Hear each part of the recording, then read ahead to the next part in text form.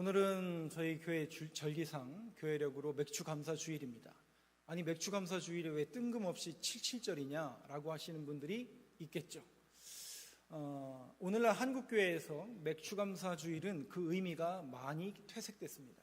왜냐하면 그럴 수밖에 없는 게 지금 농사 짓다 오신 분들 한번 손 한번 들어 거의 없으시잖아요. 지금 뭐 농사 짓다 오신 분도 있고 있지만 지금 한국교회에서 대부분은 도심과 또 요즘에 이제 뭐 보리농사나 또 벼농사를 짓는 분들은 많이 없죠. 그러다 보니까 자연스럽게 어떤 추수에 대한 개념도 사라지고 있고, 아니 목사님 요즘 시대에 무슨 보리입니까? 그리고 맥주감사주일입니까? 그렇게 생각하시는 분도 혹시 있을지 모르겠습니다. 그런 의미에서 오늘은 제가 여러분들한테 두 가지의 초점을 맞춰서 말씀을 조금 전해드리겠습니다. 절기란 무엇인가? 그리고 그 절기가 오늘 이 시대의 신앙인으로서 우리가 어떤 의미로 함께 해야 되는가, 좀 개념과 본질적인 의미, 또 성경에서 말하는 의미에 대해서 여러분들과 함께 말씀을 통해서 나눠보도록 하겠습니다. 먼저 절기가 뭔가? 성경에 절기를 지켜라 라고 나오는데요, 이 절기라는 히브리 원문은 모에드라는 단어입니다. 모에드라는 단어인데 이 단어는 크게 두 가지 뜻이 있습니다. 첫 번째, 절기란 모에드라는 단어의 뜻은 반복하다라는 뜻이 있습니다. 뭐가 있다고요? 반복하다.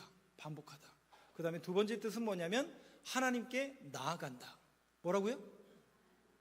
그럼 두 개를 합치면 어떻게 돼요? 쉽죠? 이 정도는 반복하여 하나님 앞에 나아간다라는 의미가 절기, 모에드라는 단어 속에 담겨져 있는 뜻입니다. 그러면 여러분 한번 생각해 보세요. 지금 우리는 주일 예배를 하나님 앞에 이렇게 예배 드리러 온 거잖아요. 이것도 실상은 절기입니다. 그죠? 매 주일날 하나님 앞에 정해진 시간에 정해진 곳에서 하나님 앞에 반복하여 하나님 앞에 나아가는 것도 절기죠. 그러니까 우리는 지금 그 절기 가운데 하나님 앞에 지금 나아가고 있다라는 사실이죠. 그렇다면 이 절기가 오늘 이 시대의 신앙인들에게는 어떤 의미가 있냐는 거죠. 여러분 보세요. 인간이란 존재를 성경에서는 뭐라고 정확하게 기술하고 있냐면 인간의 상태를 고발하죠. 한번 옆에 있는 분 한번 보세요. 인간적으로 괜찮은 분들 앉아 계시죠? 네. 그쵸? 네. 속 썩는 분 있을 수 있지만 다 괜찮잖아요. 근데 여러분 성경에서 말하는 인간의 본성은 뭡니까? 좋다, 나쁘다 이런 개념이 아니라 성경에서 말하는 인간이란 존재는 어떤 존재냐? 죄송해요. 성악설에 근거하는 악한 존재요, 죄인이요. 특별히 예레미야 선지자가 인간에 대해서 뭐라고 고발하고 있냐면 인간이란 만물보다 거짓된 것이 인간의 마음이래요. 뭐라고요? 만물보다 거짓되고 부패한 것이 인간의 마음이래요. 여러분 동의하시나요? 성경에 그렇게 쓰여 있는데요. 근데 저는 100%가 아니라 200% 동의합니다. 왜냐하면 뭐 다른 분 볼 거 없어요. 옆에 분 뭐 나쁘고 좋고 그거 볼 거 없어요. 나만 봐도 그래요. 저만 봐도 목사인데 아무리 봐도 만물보다 거짓되고 부패한 게 제 마음이더라고요. 목사인데요, 목사도 그래요. 인간이란 존재는 그래서 제가 늘 말씀드립니다. 신뢰의 대상이라고요, 아니라고요? 인간이란 존재는 신뢰의 대상이 될 수가 없습니다. 어느 누구도 신뢰의 대상이 될 수 없습니다. 왜? 만물보다 거짓되고 부패한 것이 인간의 마음이기 때문에. 그럼 인간이란 뭐 해야 되는 존재라고요? 옆에 분을 보세요. 믿을 만하진 못하지만 사랑을 받아야 되는 존재입니다. 누가요? 인간이란 존재는. 그럼 저는요? 저도 사랑을 받아야 되는 존재고 여러분들도 사랑을 받아야 되는 존재지 우리는 어떤 신뢰와 믿음의 대상이 될 수가 없습니다. 여러분 절대 잊지 마세요. 또 한 가지, 인간이라는 존재는 어떤 존재냐? 성경에 말하는데 망각의 존재예요. 늘 잊어먹더라고요. 뭘 잊어먹어요? 하나님의 은혜도 까먹고 내게 베풀어 주신 놀라운 일도 까먹고 늘 기억하죠? 천만에요. 죄송합니다. 너무나 쉽게 잃어버리는 것이 인간들의 모습이더라는 거죠. 그래서 하나님께서 이 절기라는 것을 통해서 다시요, 절기에는 두 가지 뜻이 있다고 그랬죠. 반복하다, 하나님께 나아가다. 반복하여 하나님께 나아감으로 인해서 내가 누구인가라는 나의 정체성을 확인하는 자리가 절기요, 예배의 자리요, 바로 이 자리인 줄로 믿습니다. 내가 누군데요? 내가 누군데요? 목사, 성도, 평신도 아닙니다. 그것 깨달으라고 앉아있는 게 아니라 저와 여러분들 하나님이 불러주셔서 저나 여러분들이나 동일하게 우리에게 주신 거룩한 이름은 딱 하나예요. 목사, 평신도, 이건 직분이고 교회를 세워가는 그 직분과 기능적인 이름일 뿐이고, 저나 여러분들이나 동일하게 거룩한 이름을 주셨으니 그걸 뭐라고 그래? 두 글자로? 성도라고 하는 겁니다. 그러면 되게 거룩해서 성도인 거죠. 근데 다시 말씀드려요. 제 자신을 봐도 성도라고 부르기 너무 부끄러워요. 누구한테요? 여러분들 앞에 양복 입고 넥타이 매고 이렇게 점잖으니까 목사인 줄 알지만, 제가 하나님 앞에 이렇게 선다고 하면 제 마음이 다 들통나잖아요. 만물보다 거짓되고 부패한 것이 인간의 마음이라 제 마음이 그래요. 여러분들은 어떻습니까? 우리가 성도라는 이름을 붙이기에 정말 합당한가? 여러분 한번 스스로 점검해 보시기 바랍니다. 그걸 실상 확인하는 자리가 예배 자리입니다. 아하, 내가 죄인이구나. 여전히 나는 구원받아야 될 죄인이구나. 그래서 교회는 십자가를 거는 거예요. 왜요? 이거 왜 걸어요? 교회를 상징하는 상징물로 거는 거예요? 이거는 우리가 어떤 존재인지를 보여주는 예표의 그림이에요. 우리는 구원받아야 되는 죄인이에요. 근데 어떻게 구원받았는데요?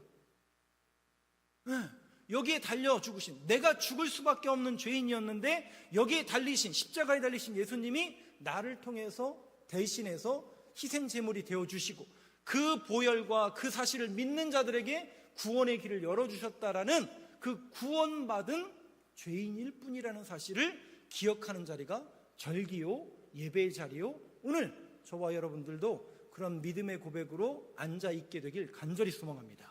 저 만나러 오신 분 없죠? 없어야 되고 한 명도 없어야 돼요. 오늘 저와 여러분들은 죄인으로서 십자가의 보혈을 믿어 죄사함을 받고 담대하게 하나님을 만나는 예배의 자리가 바로, 하나님을 만나는 자리가 바로 이 자리인 줄로 믿습니다. 그 정체성을 확인하는 것이 모에드, 절기요, 예배의 자리라는 것을 성경은 우리에게 가르쳐주고 있다는 거죠. 한 주간도 우리는 또 삶을 살아갈 수밖에 없습니다. 그러다 보면 사람과 씨름하고 세상과 씨름하고 돈과 씨름하고 죄랑 씨름하고, 그러다 보니까 믿음 잃어버리고 성경 잃어버리고 하나님 잃어버리죠.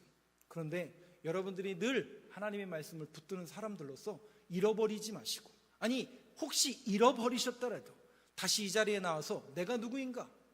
나는 여전히 죄인이지만 오늘도 그 십자가의 보혈을 믿음으로 인하여 나에게 구원이 허락해 되었다는 그 믿음의 고백으로 이 절기를 함께 지키는 저와 여러분들에게 간절히 소망합니다.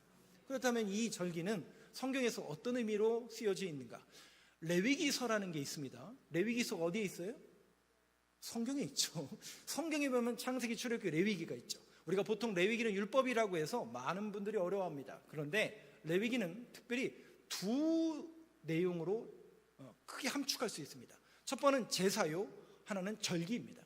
우리는 오늘 절기에 대한 이야기를 하니까 레위기는 제사와 절기로 크게 두 개 나눕니다. 제사가 뭐예요? 우리는 제사라고 하면 동양적인 사고방식에서 제사는 귀신을 달래기 위해서 음식을 차리고 분봉을 하는 겁니다. 그래야 후손들이 잘 된다고 생각했기 때문에. 그런데 그 제사를 말하는 게 아니라 성경에서 말하는 제사는 하나님께 나아가는 방법이 제사입니다. 그래서 5가지를 가르쳐 주시죠. 번제, 소제, 화목제, 속제제, 속건제. 이것은 하나님께 나아가는 방법을 우리에게 가르쳐 주신 거예요. 그러니까 오늘도 저와 여러분들이 하나님께 나아가는 제사를 드리고 있는 거죠. 양 한 마리씩 안 갖고 오셨어요?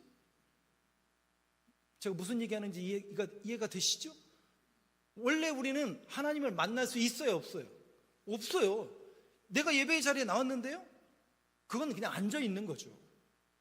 근데 우리가 하나님을 만나려면 죄가 없어야 된다고요.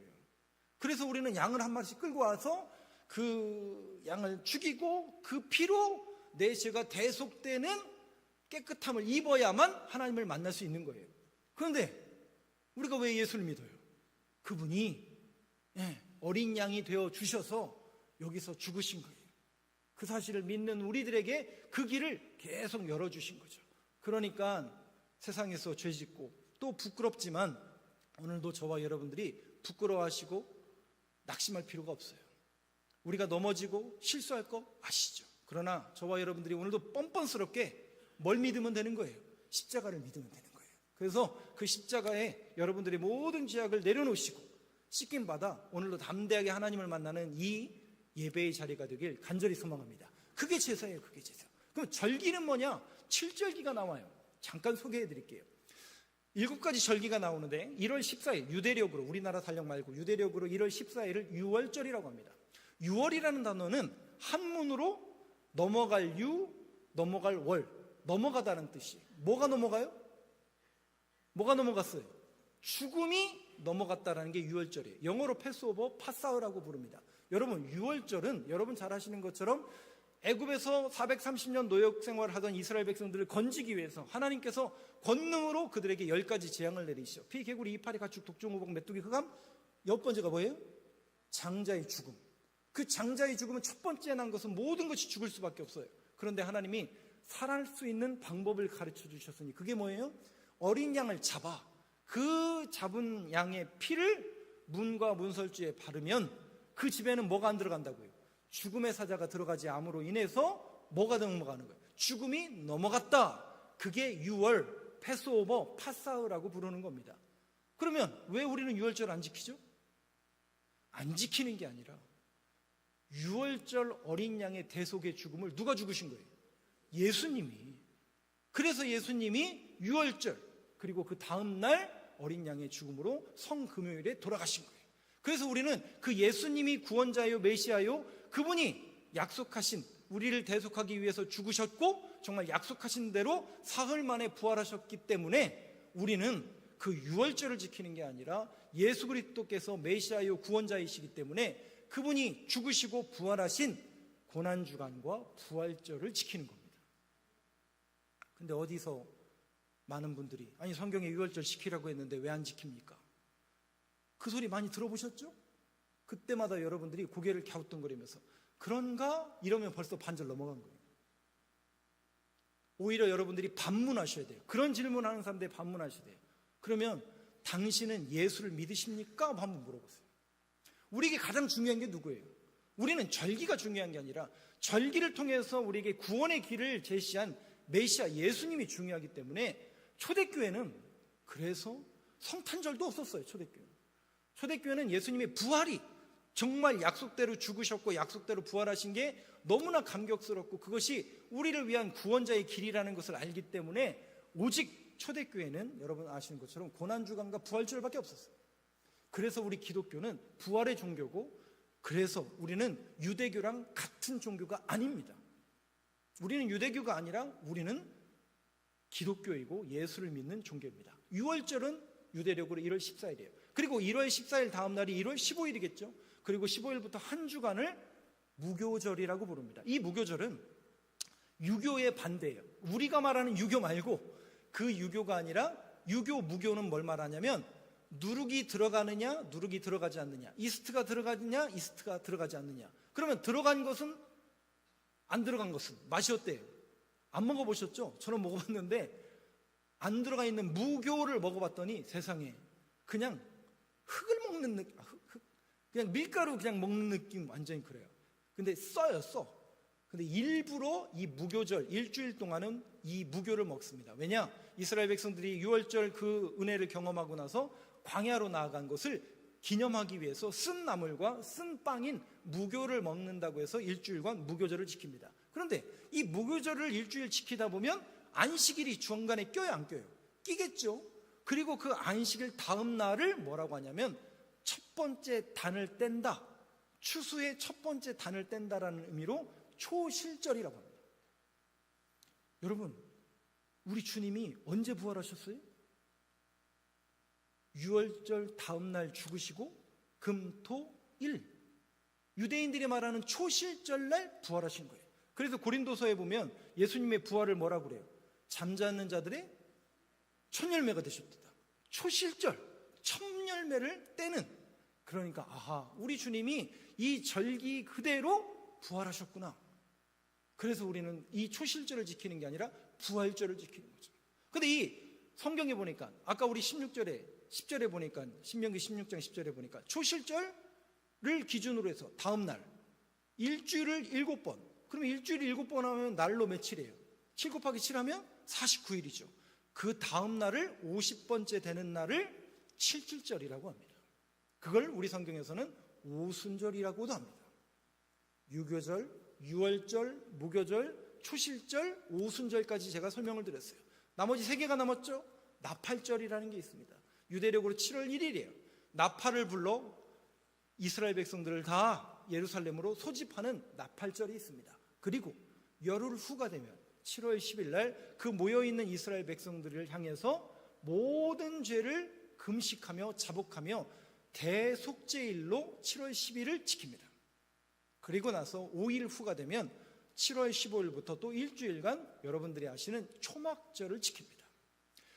유월절, 무교절, 초실절, 오순절, 나팔절, 대속죄일, 초막절 7가지 절기가 레위기에 등장합니다. 그런데 이 중에 성경에 보면 유독 유월절, 오순절, 초막절 3대 절기는 꼭 지키게 되어 있습니다. 그러면 목사님, 왜 우리 교회는 3대 절기를 안 지키나요?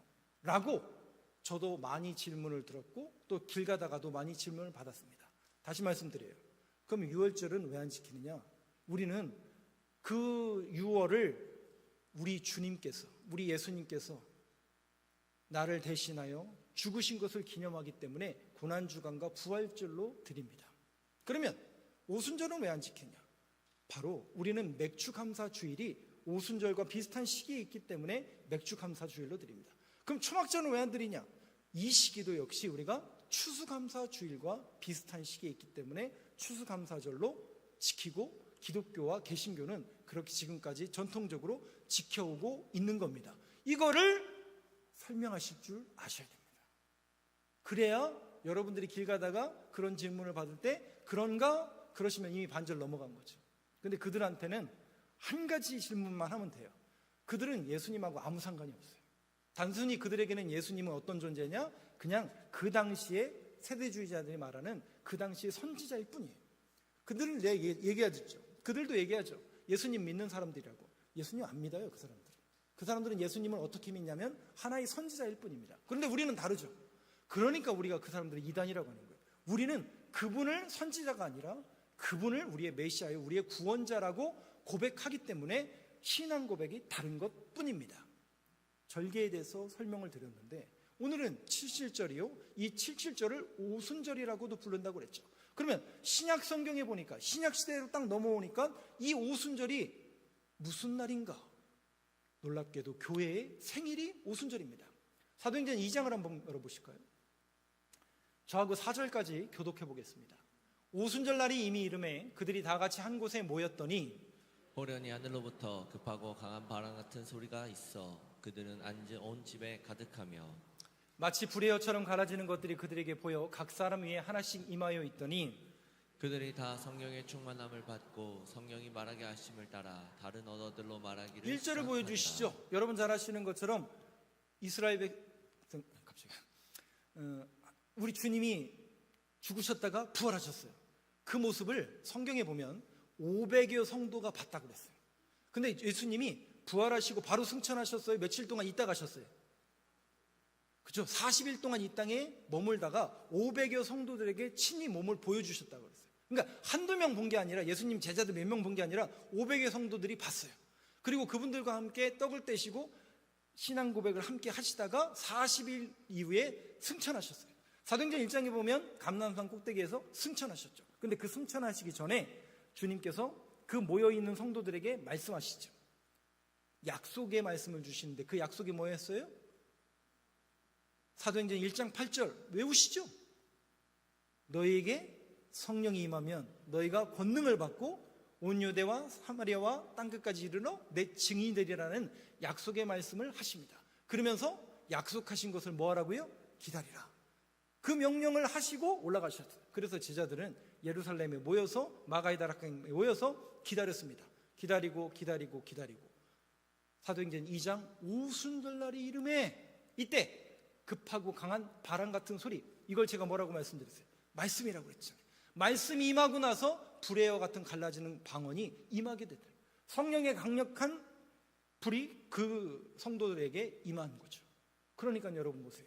그 임한 그들이 비로소 그 전까지는 두려워하고 그 전까지는 떨었지만 사람들이 볼 때는 성령에 취해서 저 사람들이 낯을 먹은 거 아니야 라고 손가락질 할 때 베드로가 그 예수님을 3번 부인하고 다시 어부의 자리로 도망갔던 그 베드로가 뭐라고 얘기해요? 담대하게 그들에게 돌에 맞아 죽을 각오를 하죠. 왜냐하면 성령님이 함께 하시니까 담대해진 거예요. 그래서 뭐라고 얘기합니까? 이건 술이 취한 게 아니라 하나님께서 요엘 선지자를 통해서 말씀하신 그 말씀이 오늘 오순절날 임했다. 그러니까 구약에 있는 그 선지자를 통한 말씀이 지금 우리에게 임한 것뿐이고 너희들이 40일 전에 저 십자가에 못 박아 죽여라 라고 외쳤던 그 예수님이, 그 청년이 바로 우리를 향한 구약 선지자를 통해서 말씀하신 메시아였다. 그 예수를 믿으면 너와 내 집이 구원을 얻으리라. 은과 금은 내게 없거니와 내게 있는 것을 너에게 준다. 뭐가 있었어요? 예수 그리스도.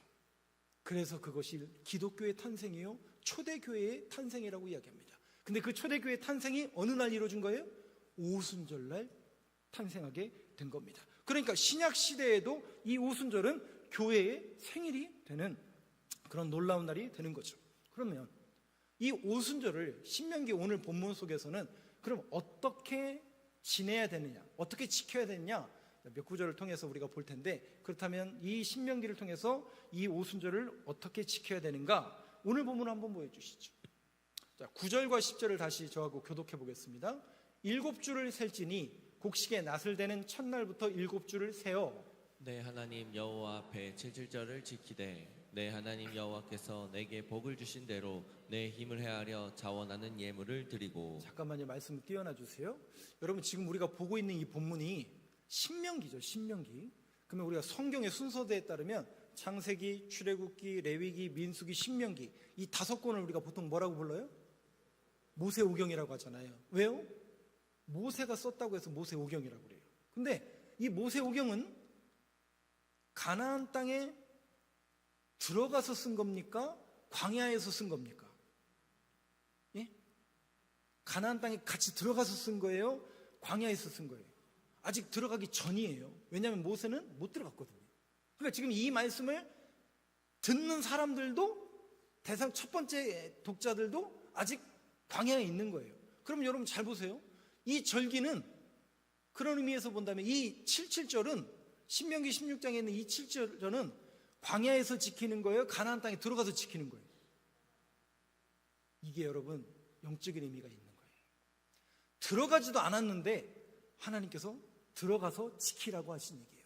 그 얘기는 뭐냐면 이 절기를 통해서 너희들이 아직 광야에 있지만, 비록 몸은 이 땅에 있지만 저 가나안 땅을 향해서, 천성문을 향해서 신앙생활하는 우리들의 인생과 그 걸음을 어떻게 하시겠다는 거예요? 여러분, 이스라엘 백성들이 광야 생활 참 잘했죠. 말 잘 듣고 하나님의 뜻대로 행했죠. 그럴 수밖에 없었잖아요. 문만 열면 뭐가 나와요? 만나가 떨어져 있죠. 얼마나 우리가 놀라요. 문 열었는데 만나 열었다. 얼마나 놀라겠어요. 홍해를 밤새 말려셨죠. 반석을 쪼개서 물을 내셨죠. 와, 놀랄 놀죄죠. 아까 제가 서두에 말씀드렸잖아요. 인간이라는 존재는 어떤 존재라고요? 여러분, 만나도 처음에 내리면 기적 중에 기적이었겠죠.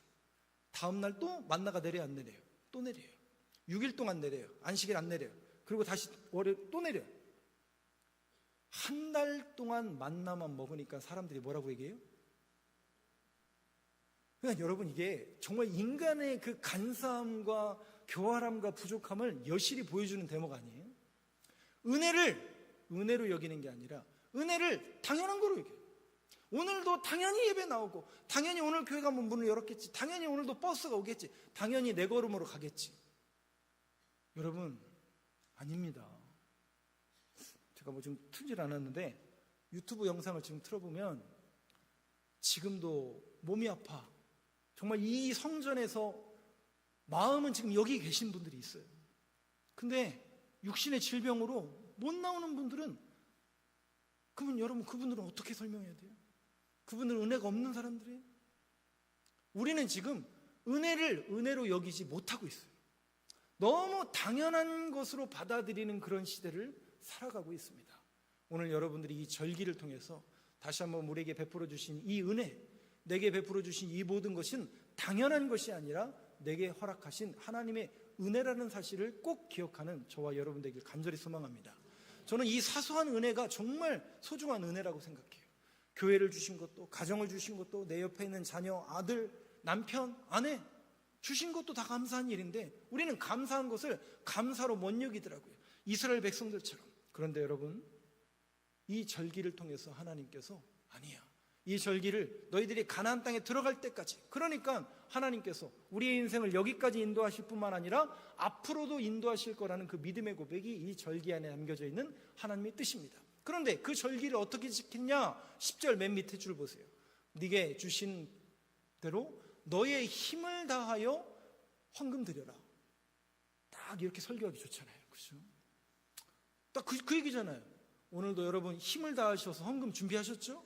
라고 설교하기 딱 좋은 구절입니다만, 그러나 이 구절의 원뜻은 이런 의미입니다. 여기 내 힘을 헤아려 자원하는 예물을 드리고라는 이 구절은 원문에 가까운 뜻은 이렇게 해석하는 게 더 올바른 해석인 것 같습니다. 네가 열심히 일하고 수고한 대로 먹는 것이 그게 네 복이다 라는 뜻입니다. 다시 읽어드릴게요. 네가 열심히 일하고 수고한 대로 먹는 것이, 그것이 너에게 복이다 라는 뜻이에요. 여러분, 우리는 이 당연하고 자명한 사실을 너무나 쉽게 잃어버립니다. 당연한 건가요? 내가 열심히 일했으니까 먹는 게 당연한 건가요? 여러분, 다시 한번 생각해 보세요. 이스라엘 백성들의 입장에서 한번 생각해 보세요. 가나안 땅에 들어가기 전에 광야에서는 날마다 만나가 내리고 메추라기가 내렸어요. 그리고 물이 없을 때는 하나님 반석을 쳐서 물을 내셨어요. 그때가 복이었을까요? 아니면 가나안 땅에 들어와서 열심히 일해야만 먹고 살 수 있었던 게 복일까요? 전자가 복일까요? 후자가 복일까요? 잘 얘기하셔야 돼요. 전자가 복일까요? 후자가 복일까요? 그럼 전자는 일했어요, 안 했어요? 이 사람들 일 안 했어요. 그냥 하나님이 가라고 하면 가고 멈추라면 멈추고 텐트 치라면 텐트 치고 그랬어요. 일 안 했어요. 그래도 만나와 메추라기가 있었어요. 그게 복이었나요? 가나안 땅에 들어가서 열심히 일해서 먹어야 그게 복이었나요? 근데 여러분, 한번 곰곰이 생각해 보세요. 광야에서 하나님 앞에 일하지 않아도 만나와 메추라기를 내렸을 때 그들이 정말 감사했죠. 그걸 은혜로 여기고 하나님 앞에 늘 감사의 예배를 드리고 하나님 감사합니다, 감사합니다 이랬죠. 천만에요. 환경을 보세요. 날마다 불평하고 원망하고, 아이고 차라리 이럴 거면 내가 괜히 예수 믿었네, 그냥 옛날로 돌아가야 돼. 맨날 이 소리 했어요. 그게 여러분 복이에요? 근데 여러분, 가나안 땅에서 열심히 일해서 내게 허락하신 것을 받는 게 정말 복입니다. 목사님, 그러면 목사님은 일도 많이 안 해보신 것 같은데 어떻게 잘하세요? 저는 소실 여러분보다는 일은 안 하지만 제가 젊은 시절에 노가다 현장에 여러 차례 나간 적이 있어요. 제가 말씀드렸잖아요.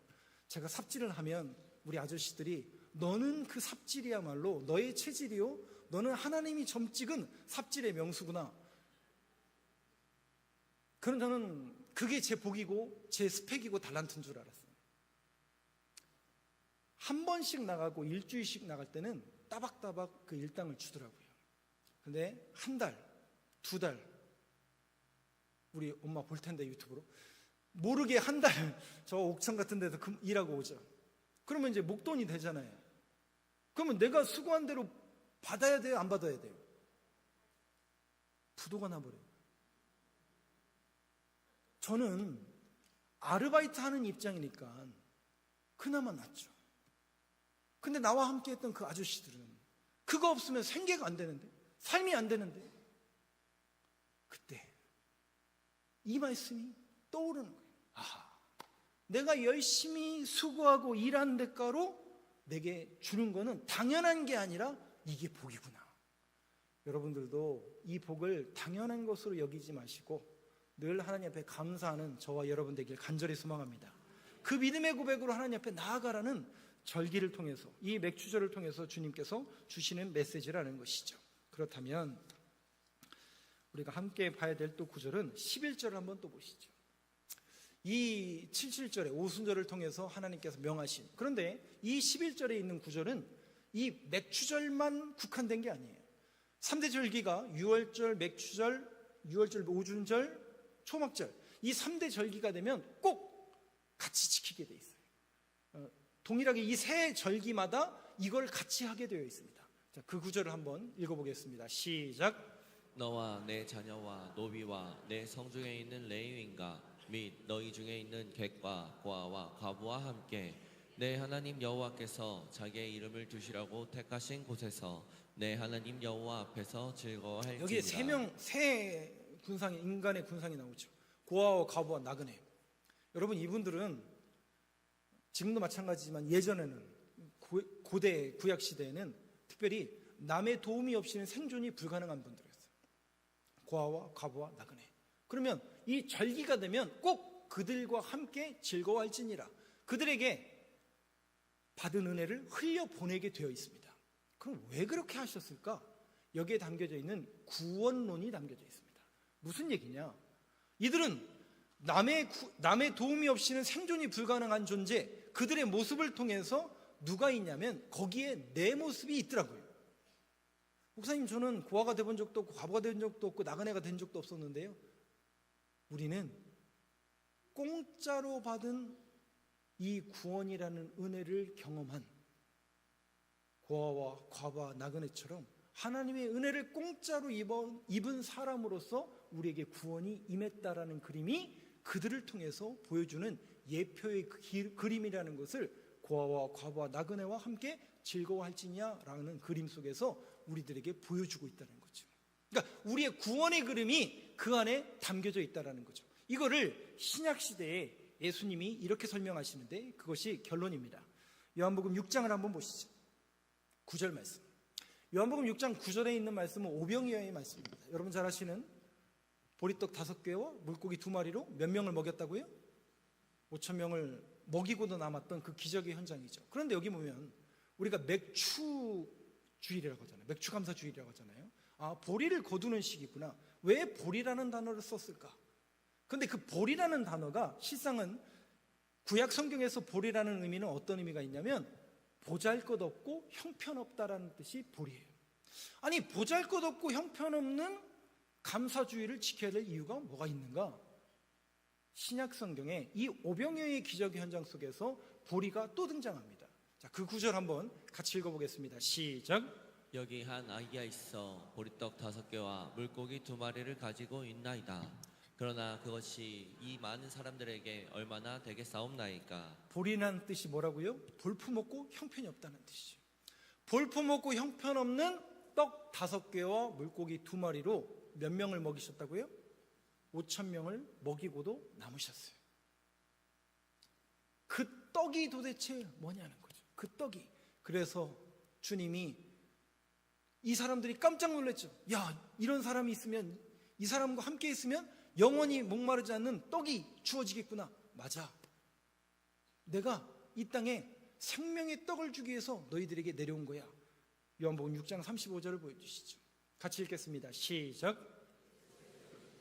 생명의 떡이니 내게 오는 자는 결코 줄이지 아니할 터이요 나를 믿는 자는 영원히 목마르지 아니하리라. 아하, 우리 주님이 이 땅에 오신 것은 생명의 떡으로 이 땅에 오셨구나. 51절 또 보여주시죠. 같이 읽겠습니다. 시작. 떡이니 사람이 이 떡을 먹으면 영생하리라. 내가 줄 떡은 곧 세상의 생명을 위한 내 살이니라 하시니라. 그러니까 예수님이 이 땅에 오신 이유와 목적이 뭐라는 거예요? 생명의 떡을 주시기 위해서 이 땅에 오셨다는 거죠. 근데 그 떡의 모양이 어떻다고요? 보리떡이더라는 거예요. 가장 형편없고 가장 볼품없는 모양으로 이 땅에 왔어요. 이게 무슨 구원자야? 야, 거기에 무슨 능력이 있어? 라고 보여지는 볼품없고 형편없는 모습이고 그러한 떡이 생명의 떡이 되시더라고요. 우리의 구원이 거기에서 시작됐다는 거예요. 그분이 이 땅에 보리떡으로 오셨고 그 사실을 믿고 그분을 먹는 자마다 우리에게 영원히 사는 영생을 우리에게, 구원을 우리에게 주셨다라는 그 메시지를 주시기 위해서 보리떡으로 이 땅에 오셨다는 거예요. 그러니까 그 보리라는 그 의미 속에 우리를 구원한 예수 그리스도의 구원, 그 구원에 감사하며 영광 올려드리는 절기가 뭐라는 얘기예요? 그게 맥주 감사 절기. 마지막으로, 그렇다면 이 맥주 감사 절기 가운데 우리가 해야 될 일이 뭘까? 꼭 이들은 이 절기가 되면 거와 나와 나그네와 과부에게 구제를 했는데 그 구제를 어떻게 해야 될 것인가? 레위기에서는 이렇게 이야기합니다. 23장 22절 한번 보여주시죠. 같이 읽겠습니다. 시작. 너희 땅에 곡물을 벨 때에 반 모퉁이까지 다 베지 말며 떨어진 것을 줍지 말고 그것을 가난한 자와 거류민을 위하여 남겨두라. 나는 너희 하나님 여호와이니라. 추수할 때 하나님 방법을 하나가 주셨어요. 그게 뭐냐면 곡식을 벨 때에, 지금은 뭐 다 콤바인으로 다 베지만 사람들이 낫으로 그 곡식을 벨 때에 끝에 있는 테두리에 있는 것들은 베라는 얘기예요, 베지 말라는 얘기예요? 베지 말래요. 왜요? 아깝잖아요. 근데 놔두래요. 누굴 위해서? 고아와 과부와 나그네를 위해서 놔두라는 거예요. 여러분, 이 명령 때문에 먹고 살았던 한 여인이 성경에 등장합니다. 그게 누굽니까? 어떻게 아세요? 롯이에요, 루시예요? 저는 항상 롯하고 룻하고 헷갈리지만 롯은 아브라함의 조카고 룻은 어느 나라 사람이에요? 모압 사람이에요. 이방 사람이에요. 엘리멜렉이라는 사람과 나오미라는 부부가 기럯과 말론이라는 두 아들을 데리고 4명이서 베들레헴에 살고 있었어요. 기근이 들어서 그 땅을 버리고 모압 땅으로 도망갑니다. 거기에서 오르바와 룻이라는 두 며느리를 맞아들입니다. 그런데 엘리멜렉이 죽고 기럯과 말론이 죽었어요. 그럼 이 가정에 누구만 남았어요? 시어머니 나오미, 오르바라는 며느리, 그리고 또 하나의 며느리 룻만 남았어요. 여자만 남은 거예요. 구약시대에 여자만 남았다는 것은 이 가정은 끝났다라는 거예요. 본인의 인생이 끝났고 가문이 끝났다는 것을 직시한 나오미는 고향으로 돌아가야 되겠다 라고 말하며 두 며느리에게, 야, 너희들은 나랑 같은 유대인들도 아니고 자녀도 없는데 니네 집으로 돌아가서 새 삶을 살아라. 그래서 오르바는 떠납니다. 그런데 룻은 떠났어요, 안 떠났어요? 안 떠나죠. 그러면서 유명한 신앙 고백을 하죠. 어머니의 하나님이 나의 하나님이 되고 어머니의 백성이 내 백성이 될 것입니다. 여러분, 이 신앙 고백이 어떻게 이루어지느냐 보세요. 그 룻이라는 여인이 나오미라는 그 시어머니를 따라 고향인 베들레헴으로 갔어요. 남의 나라 간 거예요. 근데 어머니를 봉양해야 되는데 어디 와서 일할 데가 없잖아요. 그래서 어떻게 해요? 놀랍게도 레위기 23장 22절에 있는 말씀처럼 저 밭에 나가서 이삭을 줍는 거예요. 근데 그 이삭을 주었던 그 땅이 누구네 땅이에요? 보아스라는 남자의 땅이었네요. 결국 그와 눈이 맞아서 그렇게 됐더라. 이렇게 결론이 나면 안 돼요. 룻기의 결론은 보아스와 눈이 맞았다, 그게 아니라 보아스와 룻이 결혼하여 누구를 낳아요? 오벳을 낳더라. 오벳은 이새를 낳고 이새는 다윗을 낳더라. 다윗 14대가 쭉 내려가면 누가 나와요? 예수님이. 이 이방 여인이 이 레위기 23장 22절에 있는 이 말씀대로 은혜를 입어 누구를 낳았다라는 거예요? 예수 그리스도, 우리의 구원자가 되시는 메시아를 낳는 그 축복의 계대에 들어가더라고요. 그러니 여러분, 이게 놀라운 하나님의 역사 아니에요? 하나님이 안 보이고 안 계시고 개입 안 하시는 것처럼 보일지 모르지만 성경은 끊임없이 하나님은 역사하시고 말씀하시고 그 말씀을 이루기 위해서 어떻게든 신앙의 사람들을 찾고 계시고 그 사람들을 통해서 끊임없이 하나님의 역사를 이뤄가는, 그래서 제가 올 초에 여러분들에게 이걸 보여드린 거예요. 히스토리. 세상 사람들은 저거를 인간의 이야기, 스토리, 그의 이야기라고 구분해서 읽지만 우리는 그의 이야기, 누구의 이야기라는 얘기예요. 그가 누구라는 거예요. 우리의 인간의 역사는 하나님의 역사다. 그분은 하나님이시고 하나님이 이 역사의 주관자가 되시고 그 약속을 이루시기 위해서 지금도 불꽃 같은 눈으로 우리를 지키시고 돌보신다는 그 약속의 말씀을 붙드는 사람들이 저와 여러분들이 되길 간절히 소망합니다.